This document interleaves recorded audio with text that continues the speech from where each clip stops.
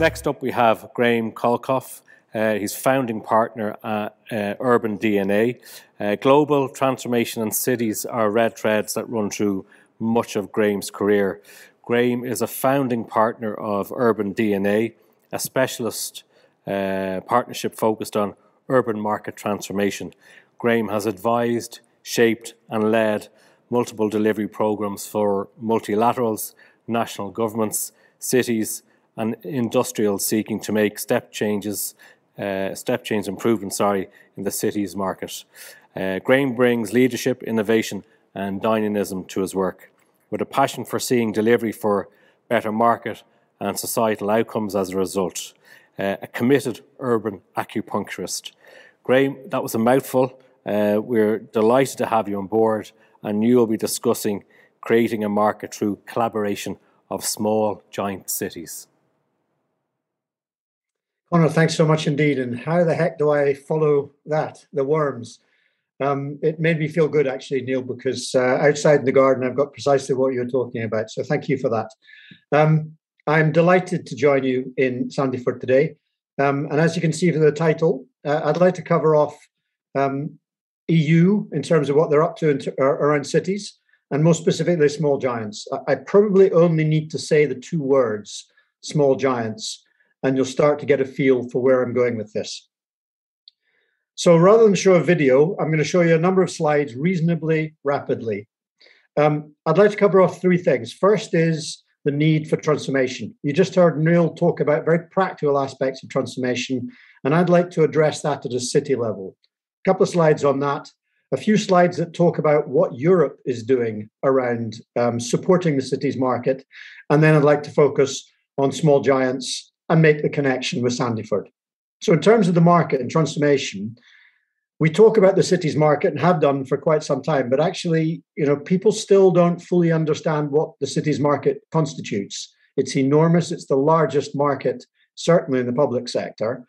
And we're all experts at it because 80% of us either live in them or are pretty close to them. So there's a huge opportunity for us to play an important role in terms of transforming our place. Second point is about natural city entropy.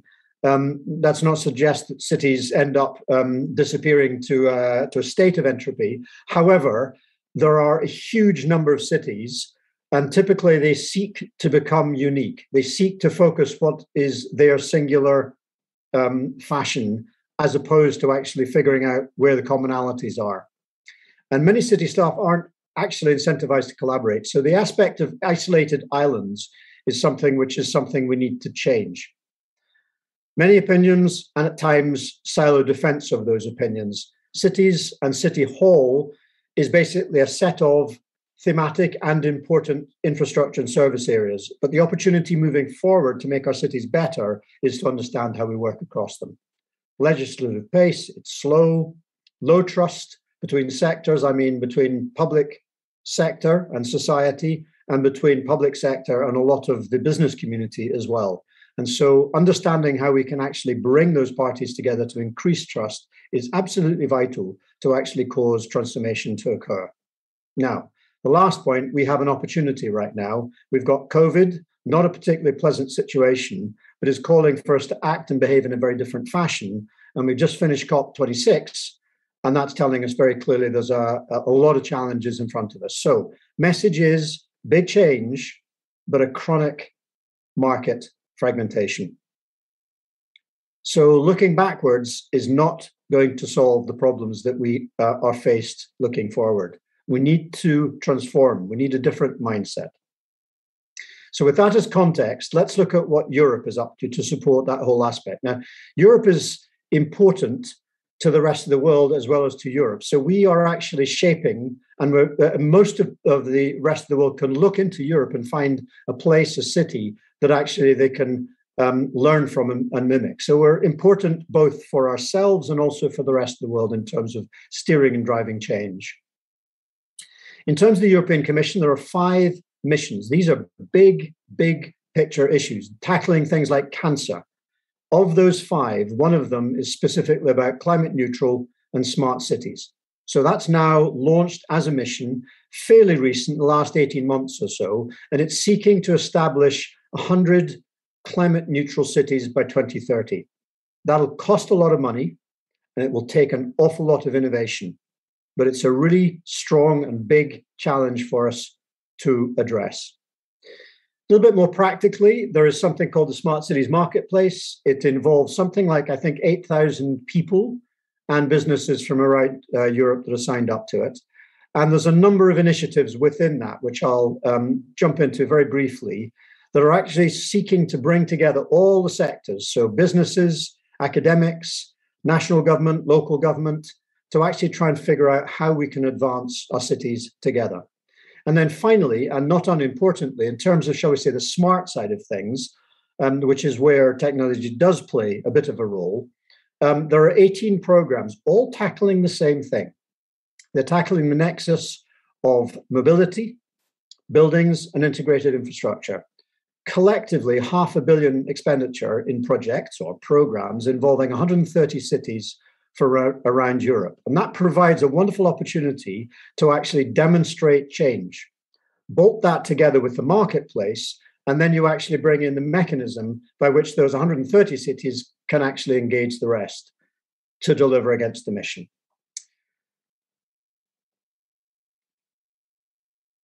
Now, if we look at Europe, there are an awful lot of activities in place. I've mentioned the Smart Cities Lighthouse programs, there's the Covenant of Mayors, there's various different European funding programs, and there's the Smart Cities mission. These cogs are turning, but they're perhaps not quite as connected as they perhaps should be. So I guess what I'm saying is Europe's doing some really good things in terms of funding and pulling together a variety of initiatives. However, we still need to do more to bring this together. We also need to make it very practical. On the aspect of practicalities, I mentioned the Smart Cities Marketplace. There's 20 initiatives. I chair one of the 6 areas within that called the Integrated Infrastructure and Processes. It tackles basic things like how do you make a lamppost smart to do multiple things? How do you put in data platforms that support all of the data across all of the cities? How do you bring space and geotechnical data to bolt space to city, to inform cities? And finally, small giants. Let's dive into the small giants for a while. The vast majority of people in Europe that live in urban environments do not live in the large cities. The vast majority live in the smaller cities, and they are the ones that are neglected by the market way too much. In a small city, it's very, very feasible to actually make change happen swiftly and scale it up and evidence what you've done in terms of input to actually impact. So there's something nice about that. So the Small Giants Initiative is seeking to pull together a variety of small giants, small cities from around Europe to demonstrate that they can act fast, work collaboratively to make their places better. So what is a small giant? Well, it's a fairly loose definition, and it's more focused on their ambitions to collaborate than it is about size or maturity.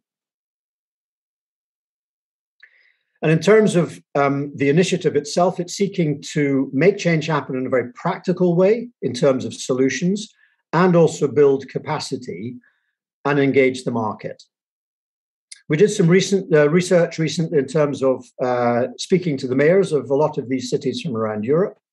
Some very positive things came out from that. The desire to collaborate, the fact that it's easier to actually test and evidence improvements, the short distances of cities, so actually the ability to engage their communities.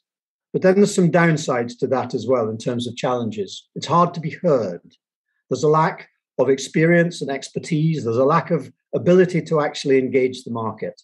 So with that backdrop, we picked up the idea of moving forward and have picked up 6 or 7 different themes you can see on the left-hand side of this.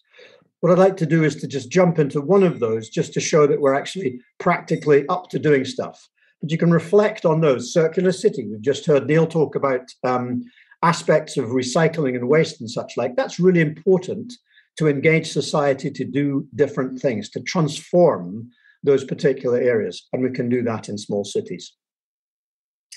And so my last slide is that of digital responsiveness. We looked at digital transformation got a bunch of these small giants together and said, what are you up to?